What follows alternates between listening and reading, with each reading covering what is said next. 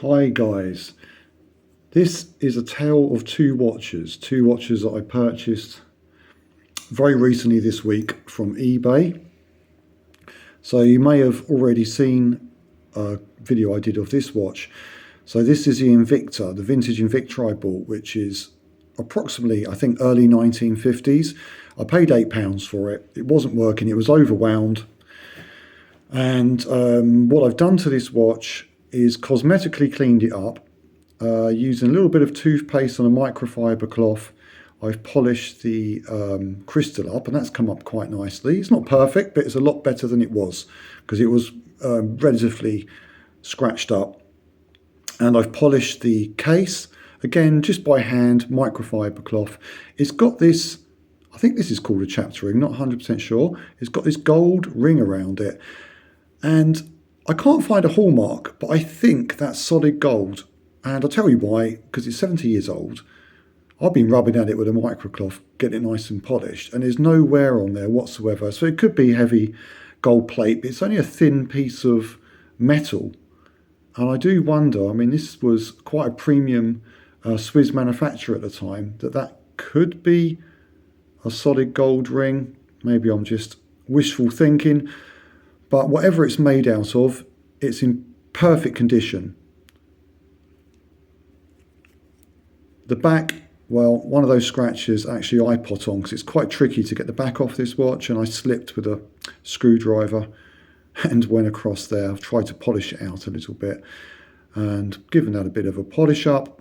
Don't want to over polish, it's just basically lifting the look of the watch. Also these lug shoulders, I've cleaned those up, polished those up, and it's a beautiful looking watch. Quite dainty for a man's watch, quite slim. And we've got a bit of coining, you can't really see, but underneath the strap there's a bit of a kind of coin edge there, if the camera can pick that up. So there's quite a lot of detail there. Yeah, I mean, I did use the lighter fluid trick to get this working, and it's been a whole week now and it is still running. I'm glad to say it's probably running maybe 3 minutes fast today. I probably could adjust that slightly, maybe improve that. Yeah, it's been very cold here, so I did pick it up from my drawer, which is in a room which is extremely cold, and I did have to give it one little tap and it started working again, and I warmed it up a bit in my hands because it was very cold. So I think, yeah, if it's really cold it might stop, but I gave it a wind and it's been running ever since. So pretty much success with that. Going forward, the strap I was thinking about changing because it was in quite a dry, not looking that great shape. But what I've done is I've rejuvenated the leather on the strap using some moisturiser, rubbing some moisturiser into the leather, and it's come up lovely and soft. Because I think that could be, if it's not the original strap, it's certainly a period strap, and to replace one of these straps is not that easy because you've got solid strap bars, end bar links is solid, so you're going to end up with a NATO, or if you can find this type of strap which fastens with a clasp that you, I don't know what you call that, a kind of clip that you push over. I haven't seen those available, but the leather, I think I've saved it. I've cleaned the buckle up because that was a little bit green, so that's come up nicely. So basically virtually, well, no money at all, a little bit of elbow grease and a bit of a lighter fluid trick. We've taken an £8 vintage watch, which was in quite rough shape, not working, overwound. I had to click the little lever over to unwind it, which I showed you in another video. And it's polished up really lovely.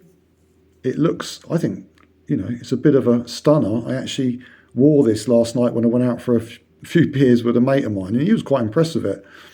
He's got a Tudor himself, so he likes watches. He's got a modern Tudor. Black Bay, I think they call it. And he was quite impressed with the quality of it. So that was a success story. So I put that to one side. Okay, the other watch I bought on eBay was this one.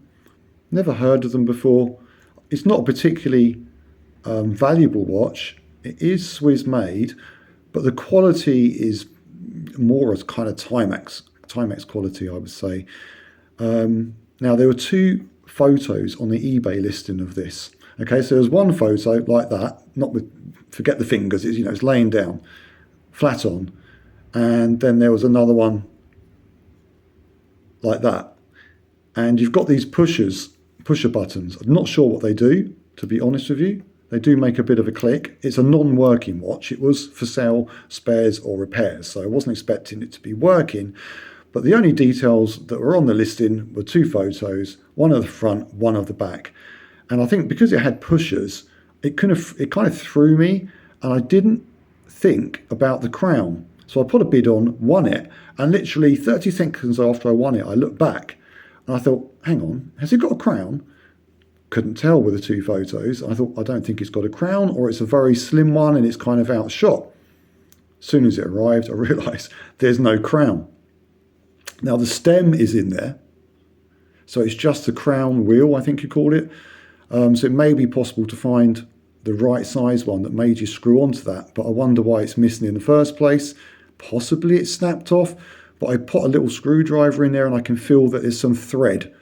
So I think it would be a crown wheel that would just wind on to that stem. And also, right, let me see if I can get the back off. Just pause this a second. Okay, I didn't film that because sometimes it takes me a while to get these things off and it would be a bit boring to watch. So what we have, as you can see, is quite a basic looking movement compared to some of the other Swiss watches, probably with cheaper manufacturing and metals. The main issue straight away is the balance wheel is kind of loose, going up and down. So I think the spindle's broken. I think the spindle is possibly broken from that. And it's missing a jewel, I think. It should be on top of there. Is that right? Yeah. Possibly. I think it's possibly missing the jewel there. So it's definitely got some issues. These pushers, I'm not sure what they do. So I think they do something. They make a bit of a click. Maybe it's some kind of basic stopwatch. Maybe it stops and starts the second hand. It's a shame because it's a nice looking watch. Solora, not heard of it before. Really lovely dial, nice hands, nice second hand, good colour, really good condition. I've given it a bit of a polish up. It was a bit manky when it first arrived, but not much more I can do with it. It needs a specialist to repair this, if it is repairable at all. And yeah, I did look at some crowns on eBay. You can buy bags of assorted crowns, but you can spend, £7-8. I don't know if I want to spend all that money and maybe have a crown that doesn't fit after it all. So it'd be probably better for someone who's got all these sitting there and they can have a look themselves. So yeah, it's a shame about the balance wheel. The spring is there, but it is absolutely loose as anything. So I think the spindle has gone. So missing the crown. And I actually messaged the guy back that I bought it off because I felt like I've been caught out a little bit here. I know it's spares or repairs, but at the end of the day, he should have mentioned that the crown was missing. And I said to him, the crown's missing. There was no mention of it in the description. There's no photos of the side of the watch. And he said, oh, it was his late father's watch. He doesn't know anything about it. Which is, okay, fair enough. But if you're listing something on eBay, you should know something about it and you should make a description, or at least take photographs all around the watch. And he must have known the crown was missing. I mean, you don't have to be a watch expert to realise it hasn't got a crown when you look at it side on. Anyway, he didn't want to give me any kind of partial refund or anything, so I just put it down to experience. So a little tip for you, if you can't see something, ask. Don't expect it to be there because it probably won't be. And I did mention to him, I said, well, it's probably lucky there was a movement in it because it wasn't a picture of the movement either. And there was nothing in the description about that. So I guess I'm lucky there was even a movement in it going on his kind of, the way he's talking. So that cost me, I think that was about £11. So I don't think I've done too bad, even not working. Interesting looking watch. I'm sure I can pop that back onto eBay and hopefully get my money back on that. But I can't really do much further work to that apart from the clean up that I've done.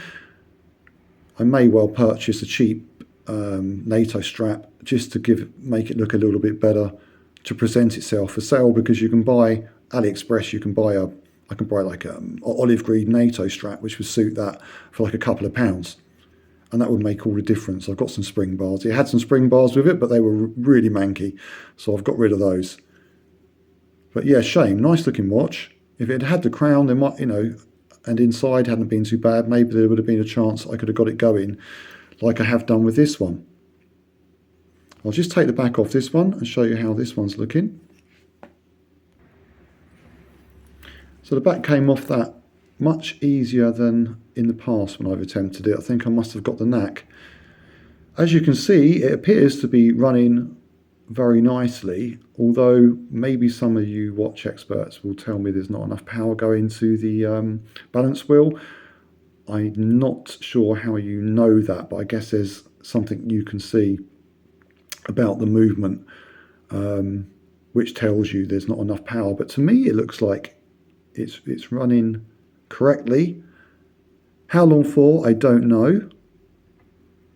After I did the lighter fluid trick, I did open it back up again and I put a tiny bit of oil on top of these jewels, just a smear, and then warmed it up a bit in my heated blanket again, just hoping that maybe a little bit of that oil might get thin enough and get to where it needs to be.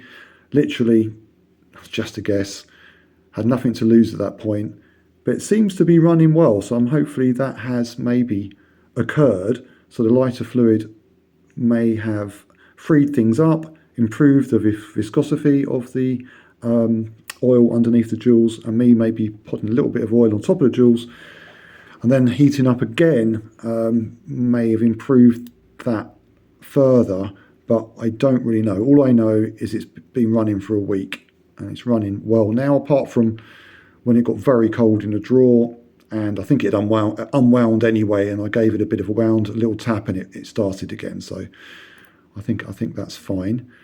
We'll see how long it works for. Yes, I'm sure it needs a proper service, but it cost me £8. I'm not going to spend, how much is it to get a watch serviced? I don't know. Probably you're not going to get it serviced for much less than 100. What's it worth? Well, perhaps in running condition it's worth £100, 50, 100, 150. I don't know. It's worth what anyone's willing to pay for it. I can't find this exact watch online, so I think it's quite rare, and it's a pretty watch, and it's in very nice condition for its age. So I think there is some value there. All the time it's working, great. If it stops, okay, it's back to spares and repairs value, isn't it? But I'm happy with that. But please do not try this trick on anything of any watch of any value, because it could destroy it. It could loosen the jewels, they could fall out, it could destroy the mechanism, create wear and tear, and who knows what. If you put too much in, it could damage the dial itself and all sorts of things. So I took a chance. I was happy to take that chance on an £8 watch that wasn't working. I've been lucky. It's a gamble. It's a gamble. But yeah, I know it's not the right thing to do. But in this case, I've had a night out with it. It was worth it just to have a night out.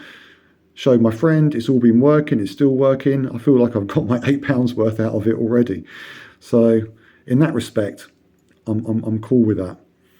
So buying off eBay, sometimes you can do very well, which I think I did quite well with this one.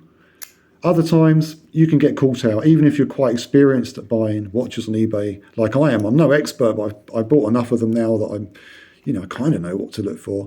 But even I got caught out on the photos on that one, which is a little bit of a shame, but you can't win them all. I don't think I'm too far out of pocket on it. Nice looking watch though. Anyway, thanks for watching this video. Take care.